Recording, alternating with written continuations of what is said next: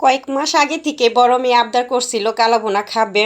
তো আজ ফাইনালি আমি কালা ভুনা করে দিলাম ওরে। তো কীভাবে কালা ভুনা করলাম আর সাথে থাকছে সকাল থেকে দুপুর পর্যন্ত আমি কি কি রান্না করলাম সেটা নিয়ে আজকের ভিডিওটা। সো হ্যাঁ এভরিওয়ান, আসসালামু আলাইকুম। আমি অনামিকা চলে আসছি ছোট্ট একটি ভিডিও নিয়ে।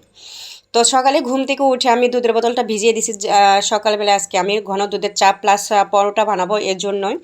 আর এদিকে আমি পরোটার খিমাটা বানিয়ে নিচ্ছি। এখানে তেল আর লবণ দিয়ে মিক্স করে নিয়েছি আর পানি দিয়ে পরে খিমাটা আমি বানিয়ে নিলাম। ডো বানিয়ে আমি কিছুক্ষণ এভাবে আমি রেখে দিব। এরপরে আমি প্রথমে রুটি মেকারে আমি পরোটা বানাইতে গিয়েছি, কিন্তু এখানে আমি ফেল মেরে গেছি একদম। পরোটা আমি এখানে বানাইতে পারি না, পরে আমি হাতে বানিয়ে নিয়েছি সবগুলা পরোটা। তো এখানে আসলে লেটকে গেছে, এর জন্য বানাইতে পারি না। এদিকে আমি দুধটা ঝাল করে ঘন করে নিয়ে তারপর চা এখানে ঢেলে দিচ্ছি। তো দুধ চা বানানো আমার অলরেডি শেষ। এদিকে আমি পরোটা সবগুলো বানিয়ে নিছি একই রকম করে, মানে ভেজে নিছি। বানানো তো আগে হয়ে গেছে, হাতে বানিয়ে নিছি আর ভেজে নিচ্ছি এদিকে। তো পরোটা আবার সকালের নাস্তা রেডি করে এদিকে আপনাদের ভাইয়া বাজার নিয়ে আসছে, সেই বাজারগুলো আমি নামাচ্ছি। লাল শাক, শসা, লাউ, এই তো যে বড় বড় সিম যেটাকে কি আমরা বলি কাটি সিম, আর আপনারা কি বলে সেটা অবশ্যই কমেন্ট করে জানাইতে পারেন। কাঁচামরিচ, আরও কয়েক পদের শাক, এই মূলার এই ছোট ছোট যে মানে কাণ্ড থাকে আর নিচেও মূলা থাকে ছোট ছোট, এই মূলাটা খেতে আমার কাছে অনেকটাই টেস্ট লাগে।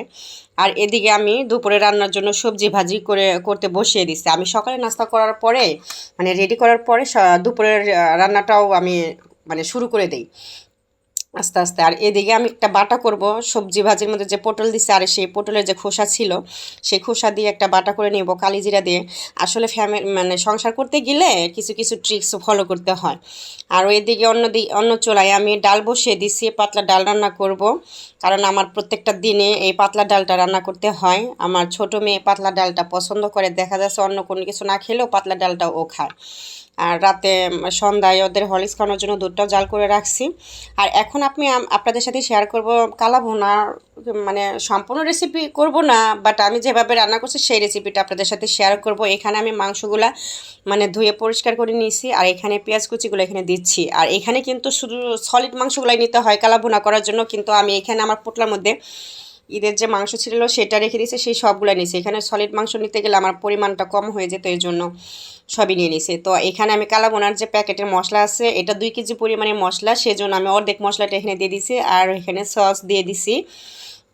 আর এই কালা বোনাটা সম্পূর্ণ কিন্তু সরিষা তেল দিয়ে রান্না করতে হবে, তাহলে এইটার স্মেলটা অনেক সুন্দর আসে আর টেস্টটাও বেড়ে যায় দ্বিগুণ। তো এটা হাতে মাখালে সবচেয়ে বেটার হয়, বাট আমার হাতটা জ্বলে যাচ্ছে কাঁচামরিচ কেটে, এর জন্য আমি ভাজি কাটা দিয়ে এভাবে মাখিয়ে নিচ্ছি। আর ওইদিকে কিন্তু আমি মাংসটা চুলায় বসিয়ে দিচ্ছি।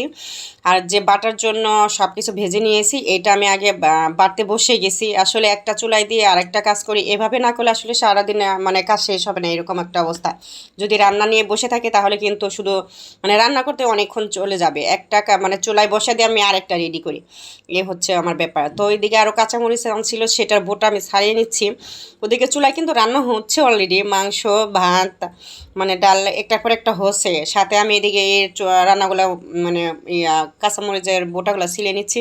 কিন্তু কড়াইতে আমি যে দিছিলাম মাংস, সেটা আমি আবার পরে পাতিলে দিছি, নাড়তে সমস্যা হচ্ছিল, পরে আবার সেটা আমি আবার কড়াইতে দিছি। তো লাস্টের যে মশলার ছোট একটা প্যাকেট থাকে, সেটার মশলার অর্ধেকটা আমি এখানে পরিমাণ দিয়ে দিছি আর চাট মশলাটাও আমি এখানে দিয়ে দিছি। তো আর আমার এই কালা বোনাটা কিন্তু হয়ে গেছে, দেখেন কালারটা কি সুন্দর আসছে। এখন খেতে কেমন হবে সবাই বলে মানে খাওয়ার পরে সেটা বোঝা যাবে। এখানে দুপুরের রান্না সব কিছু একদম রেডি, আমরা এখন সবাই গোসল করে খেতে বসে যাব। এখানে কালিজিরা বাটা, সবজি, ডাল, কালা বোনা সবটা নিয়ে আমি খেতে বসে গেছি। আসলে কালা বোনাটা না খেতে অনেকটাই টেস্ট হয়েছে, তো আপনারা এভাবে ট্রাই করতে পারেন। তো আমি এরপরে আবারও ট্রাই করব। আসলে খুব একটা খারাপ হয়নি, আর অনেকটা যে টেস্ট হয়েছে সেটাও বলবো না, তো মোটামুটি ভালোই হয়েছে, বাসায় রান্না ভালোই হয়েছে। তো আজকের ভিডিওটা যদি আপনাদের কাছে ভালো লাগে তাহলে শেয়ার করে প্রোফাইলে শেয়ার করে রাখতে পারেন, অন্যদের দেখার সুযোগ করেও দিতে পারেন। তো আজকের মতো এ পর্যন্ত, সবাই ভালো থাকবেন, আল্লাহ হাফিজ।